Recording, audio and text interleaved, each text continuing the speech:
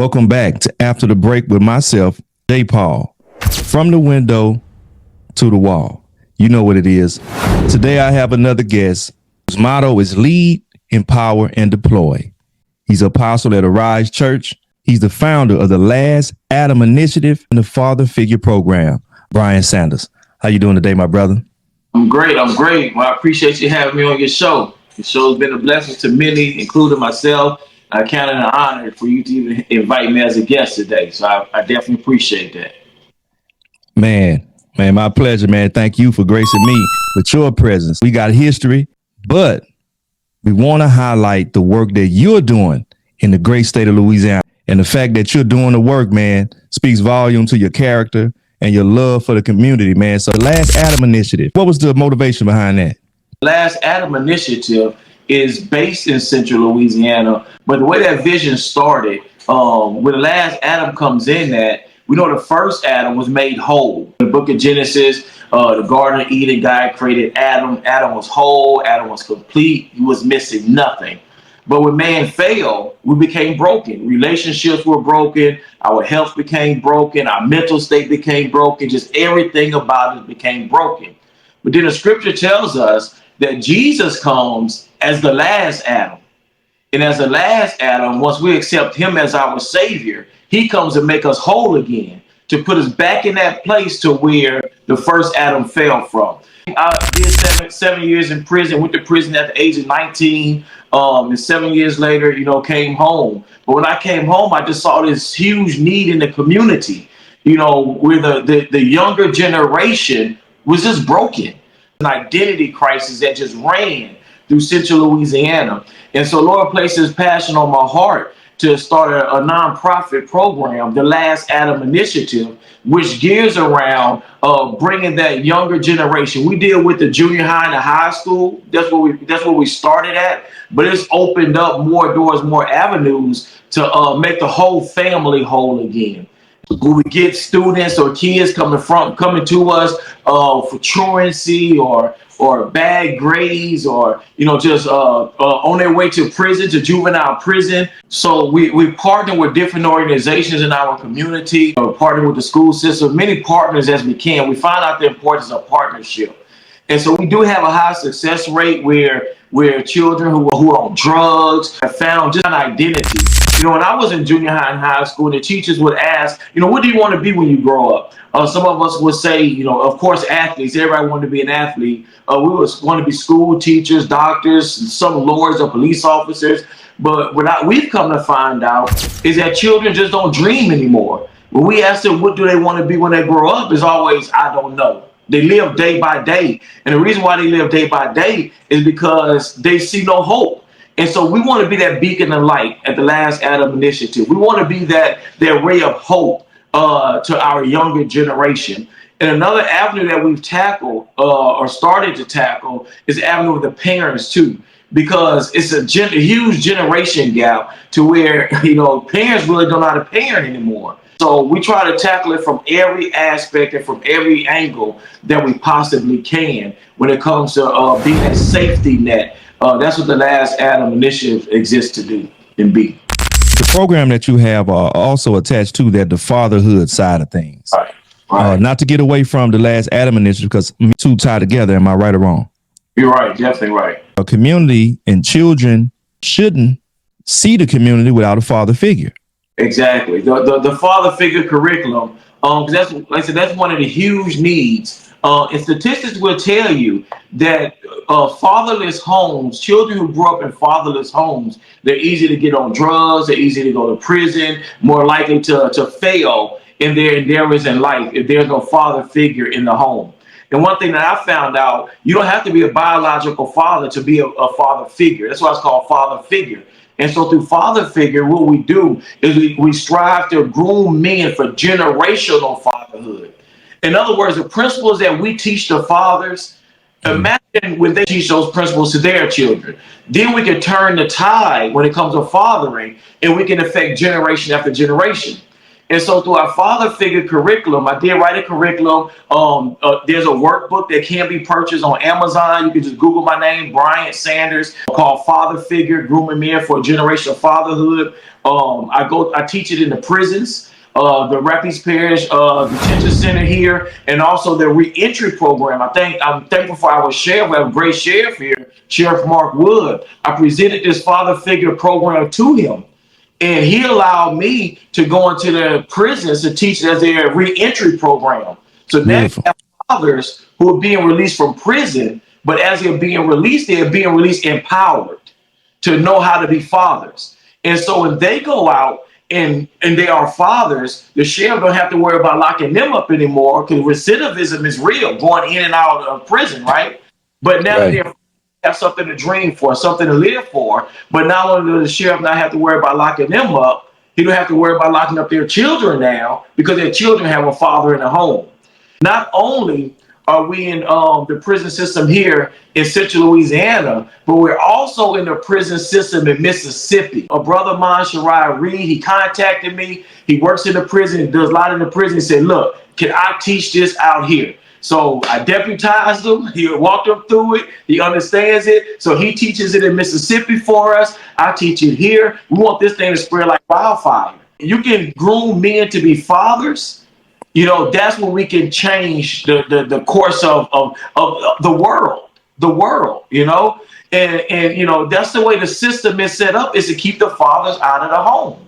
When I grew up, I was never on housing. I don't knock the ones who are. I don't, because that's an asset to the community. But the system is geared to keep the man out of the house. A couple of points you spoke on as far as fatherlessness, as well as the non-biological father being in the home. We're talking about 25% of children being raised by single mothers.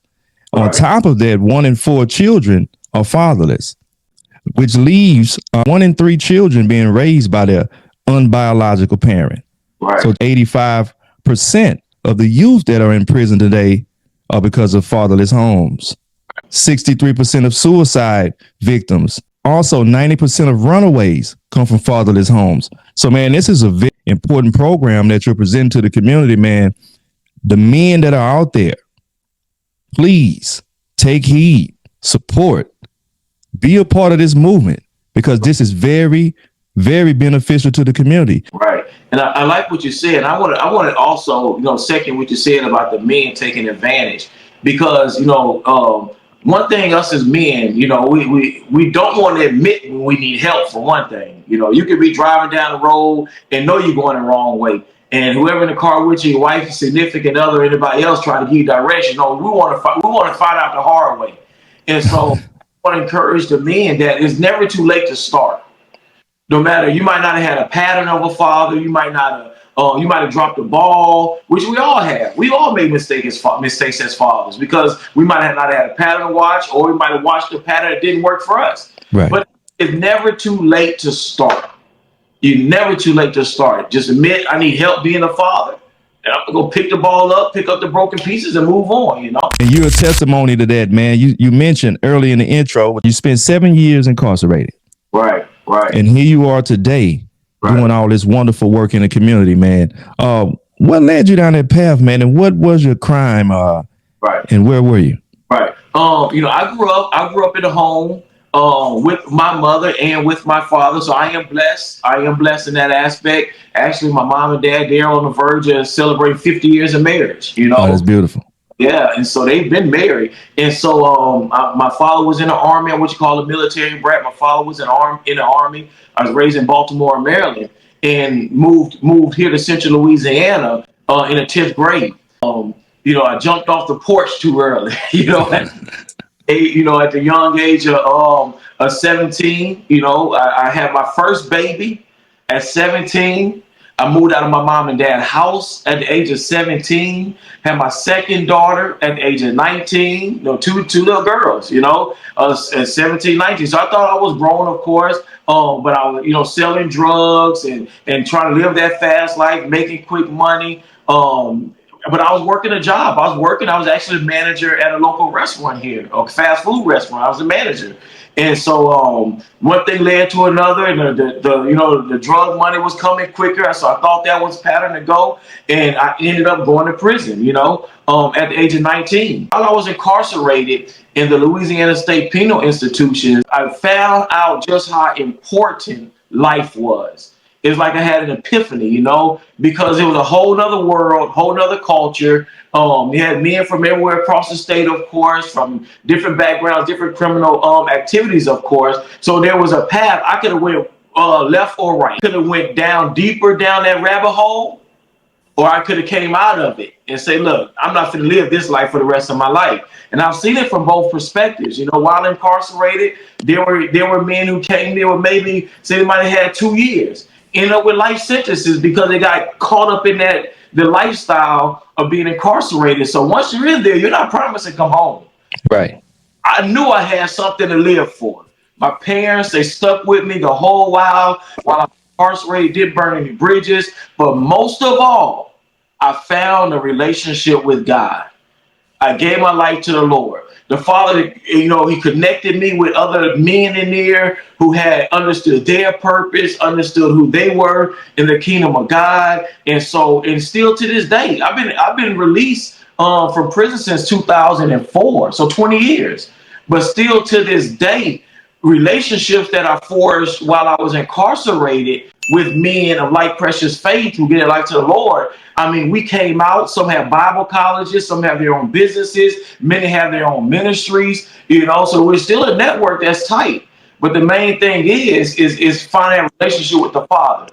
And the thing that really woke me up was when I was incarcerated, and there was a young man, I call him a young man, he's maybe in his maybe 20, 25, and he was in a dorm with me.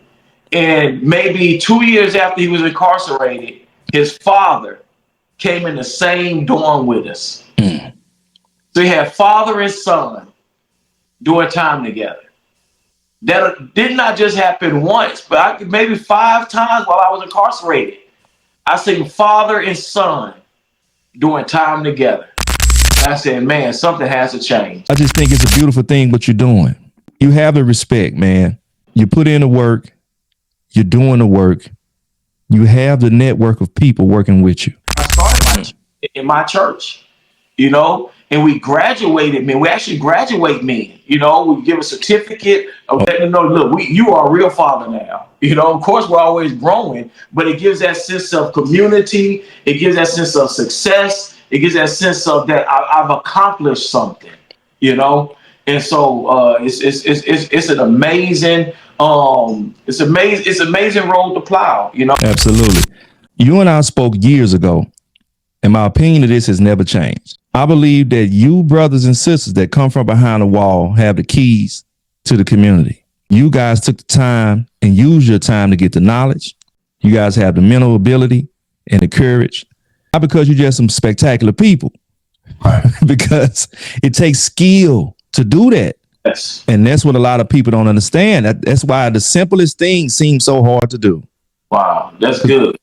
You do have a network, lead, which means lead, empower, and deploy. The lead network, as you see, is lead, empower, and deploy.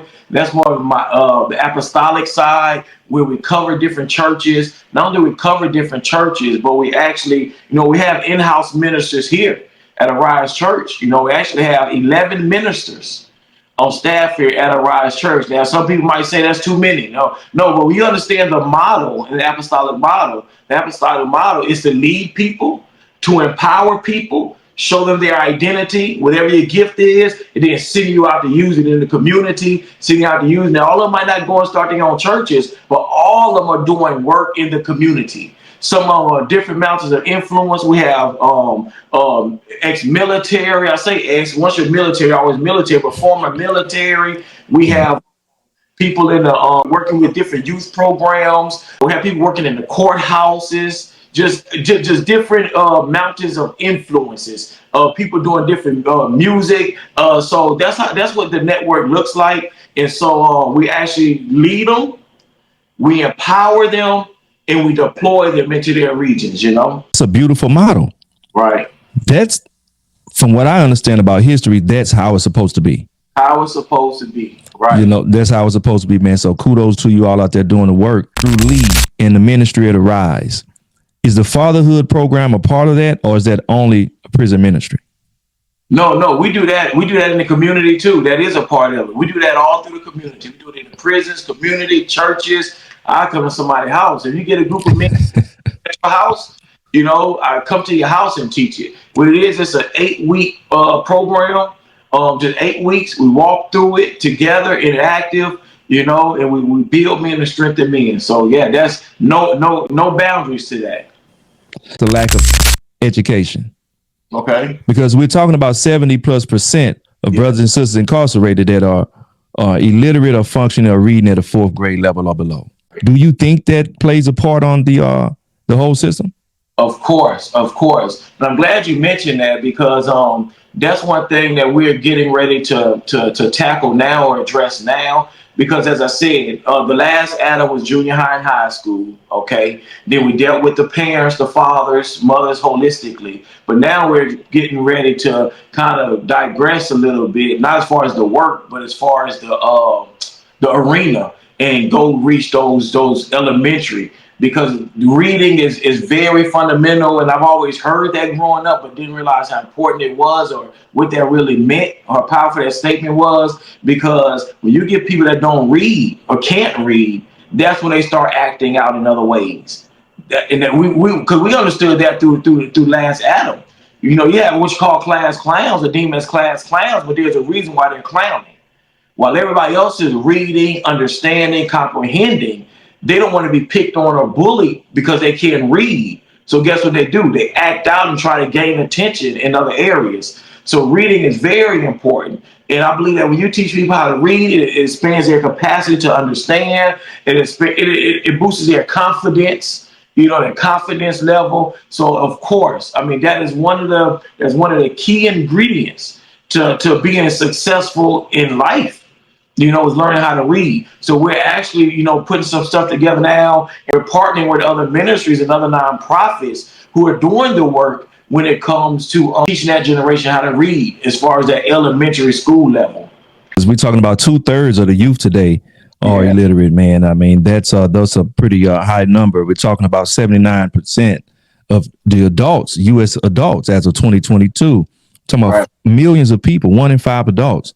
You know, it's really something on a scholastic level that this nation can afford to continue to suffer from. So the work that you all are doing, man, kudos to you, man. God bless you, man. Thank you, good brother, man. I'm so proud of you, B. I appreciate it. Proud of you, man. Where we come from, you know. Give a shout out to my Rise Church family. Oh man, they support me. They're behind me. This is a church that I'm an apostle at. They support me. They're behind me. And as you mentioned, you know, the different generations, culture. We're multicultural, multi-generational ministry. We have a heart for the region of Central Louisiana, and we're doing a great work for the region. But I just appreciate the support, the prayers of my church family. My wife, Pastor Vanessa, I just appreciate the support of the staff. I mean, my Rise Church family, love y'all. God bless y'all. And together, we're impacting Central Louisiana with the father figure curriculum, with the Lead Network, with the LAI. They help support, they volunteer, all hands on deck. See, that's a good part about it. This is not coming from me. This comes from us as a Rise Church family to impact our region. So I definitely don't want to leave without, you know, shouting them out. You mentioning the people at Arise as a whole are doing the work as a community, man. That's how it's supposed to be. Yes. So that's beautiful, man. So what's the direct contacts and links before we get out of here, man, that people can get involved? Okay, let's start with Arise Church. Arise Church, okay. Visit our Facebook page, Arise Church Sinlaw. Now the logo will be a flame with an A in it. We're on YouTube, of course. info.arise@gmail.com. That's how you can email us, info.arise@gmail.com. Or you can contact our office at 318-640-1865. That's 318-640-1865. That's the Arise Church information. Or we're located at 501 H Road, ATES, in Pineville, Louisiana. That's the Rise Church information. As far as the Last Adam information, you can email us at icanfather1.